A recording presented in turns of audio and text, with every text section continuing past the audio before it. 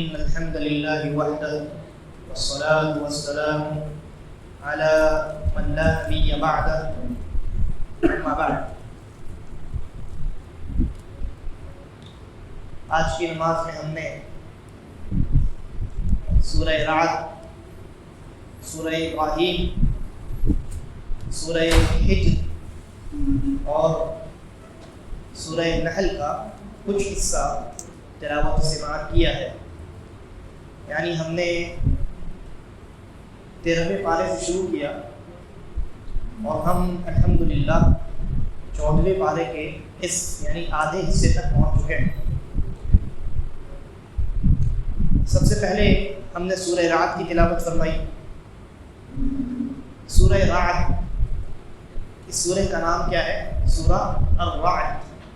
عربی میں رعد کہتے ہیں وہ جو آپ بجلی سنتے ہیں نا، جو کڑک سنتے ہیں، کڑک بجلی چمکتی ہے اور بادل کی گرج جو سنائی دیتی ہے، اس گرج اور اس کڑک کو رعد کہتے ہیں. اللہ تبارک و تعالی نے اس سورہ کے اندر ارشاد فرمایا کہ آسمان میں جو بادل گرجتا ہے، بادل سے جو کڑک کی آواز آتی ہے، وہ اور فرشتے، یہ کڑک، یہ گرج اور اللہ رب العالمین کے فرشتے اللہ رب العالمین کے خوف سے تسبیح پڑھتے ہیں. اللہ رب العالمین کے خوف سے تسبیح پڑھتے ہیں. اندازہ لگائیے، انسان بہت ساری عبادات انجام دیتا ہے، اسی طریقے پر اللہ تبارک و تعالیٰ کی جتنی مخلوقات ہیں وہ تمام مخلوقات اللہ رب العالمین کی عبادتیں انجام دیتی ہیں. ان مخلوقات میں ایک بجلی بھی ہے. چنانچہ یہ جو بجلی ہے یہ بھی اللہ رب العالمین کی تسبیح بیان کرتی ہے. یسبح الرعد بحمدہ والملائکۃ من خیفتہ. یہ رعد، یہ کڑک اللہ رب العالمین کے حمد کے ساتھ اس کی تسبیح بیان کرتی ہے، اور فرشتے بھی کرتے ہیں اللہ کے خوف کی وجہ سے. تسبیح بیان کرتے ہیں حمد کے ساتھ. اس کو ہم ذرا سمجھنے کی کوشش کرتے ہیں. تسبیح بیان کرنے کا معنی کیا ہوتا ہے؟ تسبیح بیان کرنے کا معنی یہ ہوتا ہے کہ انسان یہ کہے، اے اللہ، تو ہر قسم کے عیب اور ہر قسم کے نقص، ہر قسم کی کمی اور ہر قسم کی خرابی سے بالکل پاک اور صاف ہے.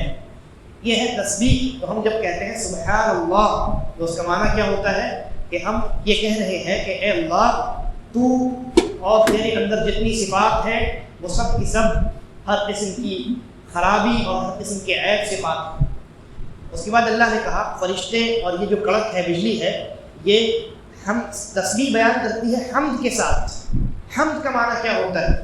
حمد کا معنی ہوتا ہے، ہم نے سورہ فاتحہ میں بھی دیکھا، الحمد للہ رب العالمین، کہ تمام تعریفیں اس اللہ کے لیے ہے جو تمام جہانوں کا رب ہے. تو یہ جو حمد ہے یہ کیا ہے؟ حمد جو ہے اس کا ہم ترجمہ تو دیکھتے ہیں کہ تعریف، یہ تعریف، لیکن ہر قسم کی تعریف کو حمد نہیں کہتے، بلکہ ہم اس تعریف کو حمد کہتے ہیں جس تعریف میں محبت اور تعظیم دونوں شامل ہو. اگر بغیر محبت اور بغیر تعظیم کے ہم کسی کی تعریف کریں تو وہ حمد نہیں کہلاتا، وہ مدح کہلاتا ہے. مدح، میم دال اور حا، مدح کہلاتا ہے، حمد نہیں ہو سکتا. ہم جب اللہ کی حمد بیان کرتے ہیں کیا مطلب ہوتا ہے؟ کہ ہم اللہ سے اپنی محبت اور اللہ محبت کا اظہار کر رہے ہیں. اللہ کی محبت میں اور اللہ کی تعظیم میں ہم اللہ کی تعریف بیان کر رہے ہیں. تو یہ جو فرشتے ہیں، اچھا، اللہ کی محبت اور تعظیم کے ساتھ ہم جو حمد بیان کرتے ہیں، تعریف کرتے ہیں، کیوں کرتے ہیں؟ اس لیے کہ اللہ رب العالمین پوری جہان، تمام انسانوں اور پوری کائنات کا خالق و مالک ہے، اور دیکھنے والا ہے، سنبھالنے والا ہے، مدبر ہے. اور ساتھ ساتھ اللہ رب العالمین کی جتنی صفات ہیں اور جتنے نام ہیں وہ تمام کی تمام صفات انتہائی بلند و بالا ہے، بہت اعلیٰ کوالٹی کے ہیں. ان سے اعلیٰ کوالٹی کی صفات کسی کے اندر نہیں ہو سکتی. اور اللہ رب العالمین کے جو نام ہیں وہ سب کے سب نام سب سے اچھے نام ہیں. صرف اچھے نہیں ہیں، بلکہ کیا ہم کہتے ہیں؟ اسماء حسنہ. اسماء حسنہ، تو حسنہ کا معنی ہوتا ہے سب سے اچھے. اس سے اچھے کوئی نام نہیں ہو سکتے. لہذا اللہ رب العالمین ان دونوں بنیادوں پر حمد کا مستحق ہے۔ فرشتے کہتے ہیں اللہ رب العالمین نے کہا یسبح الرعد بحمدہ والملائکۃ من خیفتہ، یہ جو کڑک ہے بادل کی جو تم سنتے ہو، یہ در حقیقت اللہ رب العالمین کی تسبیح بیان کرتی ہے اس کی حمد کے ساتھ، اور فرشتے بھی بیان کرتے ہیں۔ اور صرف اسی پر بس نہیں، آپ دیکھیے ایسی ایسی چیزیں بھی اللہ رب العالمین کی عبادت کرتی ہیں کہ انسان کے سوچ اور وہم و گمان میں بھی وہ چیزیں نہیں آ سکتی۔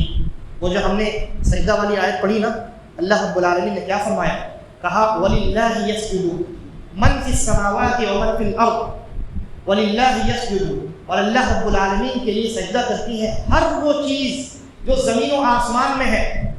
وَلِلَّهِ يَسْجُدُ مَنْ فِي السَّمَاوَاتِ وَالْأَرْضِ طَوْعًا وَكَرْهًا، چاہے تو اللہ کی اطاعت کرتے ہوئے یا وہ مجبور ہے اللہ کے سامنے سجدہ کرنے کے لیے۔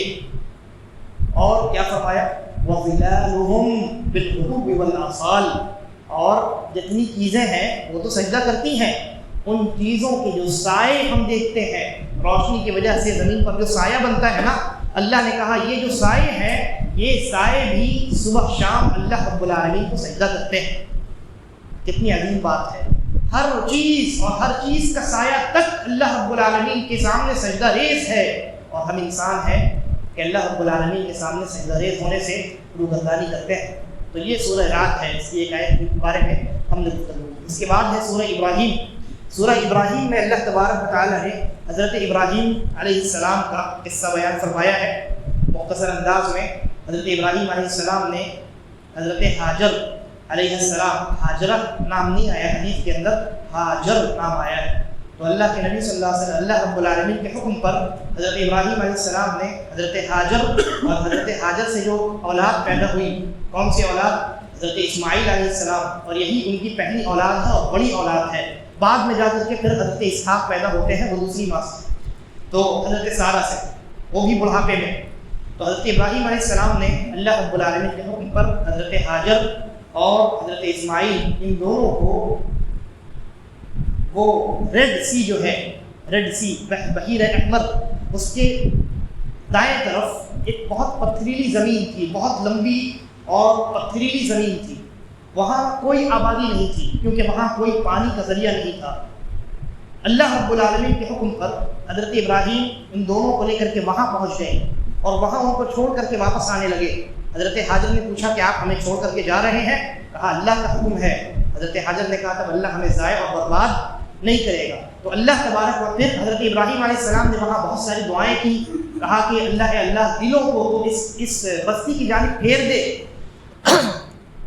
اور اس بستی میں جو ہے وہ بہت برکت عطا فرما۔ بہت ساری دعائیں حضرت ابراہیم علیہ السلام نے وہاں رک کر کے کی، اور ہوا کیا؟ ہوا یہ کہ اللہ رب العالمین نے وہاں پانی نہیں تھا نا، جہاں پانی نہیں ہے وہاں انسان نہیں ہو سکتا، تو اللہ تبارک و تعالیٰ نے سب سے پہلے وہاں پانی کا انتظام کیا۔ حضرت ابراہیم علیہ السلام کے پیر کے پاس فرشتے نے آ کر کے اپنے پر کو مارا اور وہاں پانی نکل گیا، جسے ہم پانی یعنی زمزم کا پانی کہتے ہیں۔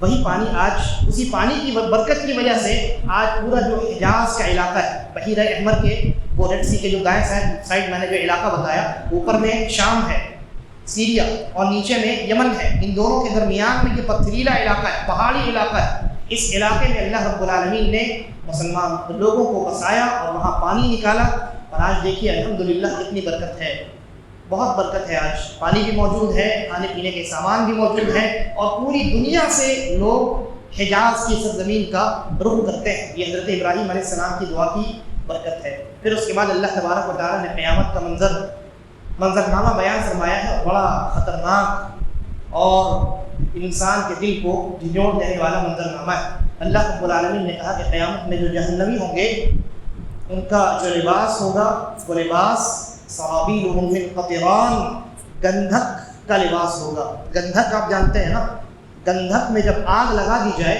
تو وہ بہت یعنی جلنے لگتا ہے اور چپک جاتا ہے، تو وہی گندھک جو ہے جہنمیوں کا لباس ہوگا۔ ایک تو گندھک ان کا لباس، اوپر سے جہنم کی آگ، کیا حالت ہوگی اندازہ لگائیے۔ اور اللہ نے کہا کہ وہاں قیامت جس زمین پر قائم ہوگی وہ یہ زمین نہیں ہوگی جس پر ہم زندگی گزارتے ہیں۔ یوم تبدل الارض غیر الارض والسماوات، اللہ رب العالمین نے کہا قیامت میں ہم زمین اور آسمان دونوں کو بدل دیں گے، بدل دی جائیں گی وہ زمین، مفسرین نے لکھا ہے اس کے دو مطلب ہو سکتے ہیں. ایک مطلب تو یہ ہے کہ یہ جو جس زمین میں ہم زندگی گزارتے ہیں اسی کو چینج کر دیا جائے گا، یعنی زمین یہی رہے گی لیکن اس کی شکل تبدیل کر دی جائے گی. نبی صلی اللہ علیہ وسلم نے حدیث کے اندر فرمایا کہ قیامت میں جس زمین پر قیامت قائم ہوگی وہ زمین جو ہے بالکل چٹیل اور بھورے رنگ کی ہوگی، سفید روٹی کی طرح. اس میں کوئی جھنڈا نہیں ہوگا، کوئی اونٹ نیچ نہیں ہوگا. تو ایک تو یہ مطلب ہو سکتا ہے کہ زمین یہی ہوگی لیکن اللہ تبارک و تعالیٰ اس کی شکل کو تبدیل کر دے گا. اور ایک دوسرا مطلب جو ظاہری مطلب ہے وہ یہ ہے کہ اللہ تبارک و تعالیٰ حقیقت میں اس زمین کو ختم کر کے ایک دوسری زمین پیدا کرے گا اور اس دوسری زمین پر میدان محشر قائم کیا جائے گا. اس کے بعد سورہ ہجر ہے. سورہ ہجر میں اللہ تبارک و تعالیٰ نے کئی باتیں ارشاد فرمائی ہیں. اصحاب الحجر کا تذکرہ اللہ رب العالمین نے اس میں کیا. اصحاب الحجر در حقیقت حضرت صالح علیہ السلام کی قوم یعنی قوم ثمود ہی ہے. اور یہ ایسی قوم تھی، اتنی طاقتور اور اتنی زبردست قوم تھی. اللہ نے ایک جگہ کہا کہ ہم نے ایسی قوم، یہ ثمود، قوم ثمود اور قوم عاد، ان کی طرح زبردست اور طاقتور قوم ہم نے اس کے بعد کبھی پیدا نہیں کیا. اتنی زبردست قوم تھی. اللہ نے کہا وَكَانُوا يَنْحِتُونَ مِنَ الْجِبَالِ بُيُوتًا آمِنِينَ کہ یہ اتنی طاقتور قوم تھی کہ یہ پہاڑوں کو تراش کر کے اسی میں گھر بنا دیتی تھی. پہاڑ کو توڑ کر کے اینٹا لا کر کے دوسری جگہ گھر نہیں بناتی بلکہ ڈائریکٹلی پہاڑ ہی کو تراش کر کے اسی کو گھر کی شکل میں تبدیل کر دیتی تھی. بہت طاقتور قوم تھی، بڑی بڑی قوم تھی. تو اللہ رب العالمین نے ان کو بھی ہلاک کر دیا.